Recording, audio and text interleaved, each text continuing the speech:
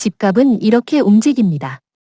장기적으로 볼 때 물가 상승률만큼 꼬박꼬박 오르다가 인플레이션과 부의 집중 시기를 거쳐 일시적인 수요 공급 불일치가 발생하면 그것을 신호탄으로 가수요가 폭발하고 가격이 폭등합니다.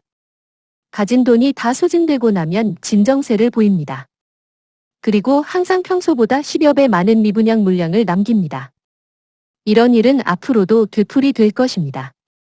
아무리 공급을 많이 해도, 아무리 규제를 철저하게 해도 집값은 꾸준히, 그리고 때때로 폭발적으로 상승했습니다.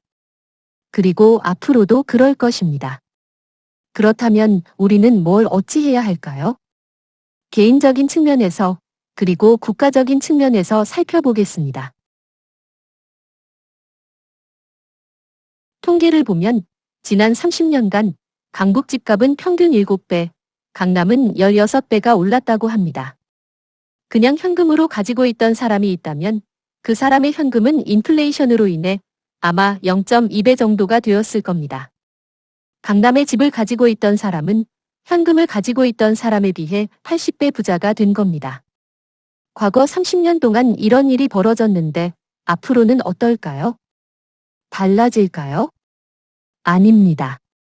이 책에서 살펴본 것처럼 인플레이션은 언제나 발생하고 부의 집중도 여전할 겁니다. 그러면 좋은 위치에 똘똘한 집을 산 사람은 집이 없는 사람에 비해 또 다시 80배 부자가 될 겁니다. 그러면 60년이 지나면, 그러니까 사람의 한평생이 지나고 난 다음 어떤 사람은 160배 부자가 되고 반면 어떤 사람은 160배 더 가난해진 겁니다.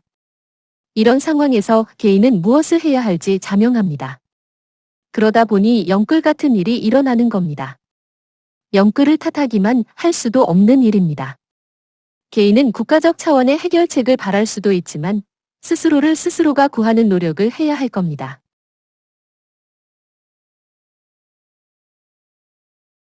국가적 차원의 대응은 규제, 공급입니다. 강력한 규제는 사실 집값을 잡을 수 있습니다. 하지만 그런 강력한 규제는 자본주의의 이념과는 거리가 아주 먼 것일 겁니다. 자본주의 이념에서 벗어나지 않는 한도 내에서의 규제, 이것이 국가가 집값 폭등을 대처하는 가장 첫 번째 처방입니다. 규제는 당연한 것입니다. 국가는 규제를 할 때 눈치 보지 말고 찔끔찔끔 하지 말고 강력한 규제를 처음부터 시행하는 것이 차라리 나을 겁니다. 다음은 공급에 대해서 얘기해 보지요. 사실 공급을 한다고 집값이 안정되는 것은 아닙니다. 하지만 필요하다면 집값이 폭등할 기미를 보이고 있을 때 이런 경우 언제든 공급할 수 있다는 견고한 계획으로 집값 폭등을 막을 수 있을 겁니다. 오히려 이렇게 말할 수 있습니다. 실제 현실화된 공급은 향후 집값 폭등을 막을 수 없습니다. 필요하다면 언제든지 주택 공급이 가능하다는 것을 시장에 확신시켜 가수요의 폭발을 막는 것이 가장 효과적인 방법이라고 할 수 있을 것입니다. 한 가지 예를 들어 견고한 계획만이 집값 폭등을 막는 방법이란 주장을 설명해 보겠습니다. 예를 들어 서울 강남 서초구의 그린벨트를 풀어 공급을 할 수 있을 것입니다. 하지만 이건 그때뿐입니다. 당장에는 집값을 잡을 수 있어도 10년 후 다시 집값은 상승할 것이고 그때는 더 이상 공급할 땅, 그린벨트가 없습니다.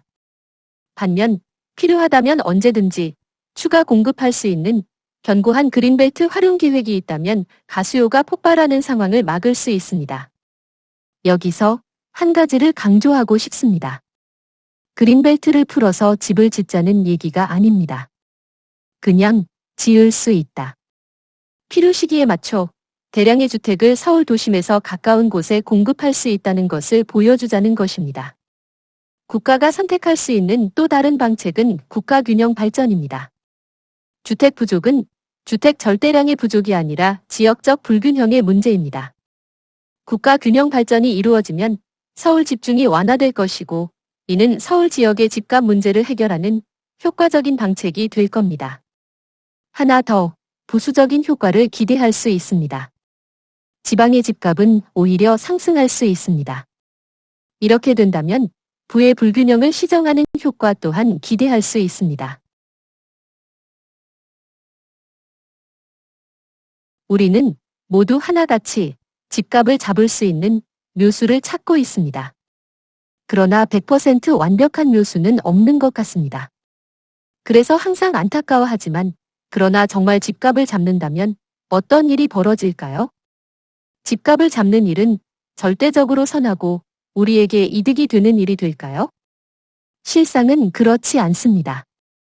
집값을 잡으면 집값 폭등보다 더 큰 일이 닥칠 수 있습니다. 집값을 잡게 되면 첫째, 자본시장에 자금이 과다하게 공급되면서 투자 수익률을 떨어뜨릴 것이고 이어서 둘째로 이런저런 이유로 증가된 통화량에 의한 인플레이션 효과가 실생활에 즉각 반영될 것이고 그렇게 되면 세 번째로 통화 발행에 의존하는 국가 재정 정책에 막대한 제약이 발생하게 될 것입니다. 이런 세 가지를 감당할 수 있겠습니까? 차라리 때때로 집값이 폭등하게 놔두는 것이 더 좋다고 생각할 수도 있습니다. 특히 표를 구하는 정치인의 입장에서라면 말이지요. 집값이 오르지 않으면 집을 대신해서 자본이 투입될 거리가 있어야 합니다. 인플레이션이 일어나고 부가 집중되어 투자처를 찾지 못한 자본이 남아돌 때 그 돈이 갈 데가 없으면 큰 전쟁이 나곤 했습니다. 세계대전도 비슷한 맥락에서 해석할 수 있습니다. 그런 인류적 재앙을 피해가려면 다른 투자처를 찾아야 합니다. 이런 상황은 생각보다 절박합니다. 이와 관련해서 미국 연방준비은행 부의장 랜들 퀄스의 말이 매우 시사적입니다. 그는 이렇게 말했습니다. 연준에 낡아가는 기반시설을 고쳐라, 수조 원의 친환경 에너지 채권을 사라는 식의 요청을 하는 자들이 필연적으로 나타날 것이다. 이러다가 화성을 식민지로 만들고 싶은데 연준이 지원하라고 압박하지 말라는 법도 없다. 화성을 식민지로 만드는 것보다는 집값이 올라가는 것이 더 현실적이고 유효할 겁니다. 그러니 집값을 마구 올리자는 얘기는 아닙니다. 그만큼 집값 잡기가 어렵다는 말입니다. 집값은 무슨 일을 하더라도 계속 꾸준하게 오르고 때때로 폭등할 것입니다. 집값에는 근본적인 대책이 없습니다. 그저 임시 변통의 방법만이 있을 뿐입니다. 때로 규제, 때로 공급, 그리고 그때 올라가는 집값을 감당해내는 것 이외에 특별한 방법은 없습니다.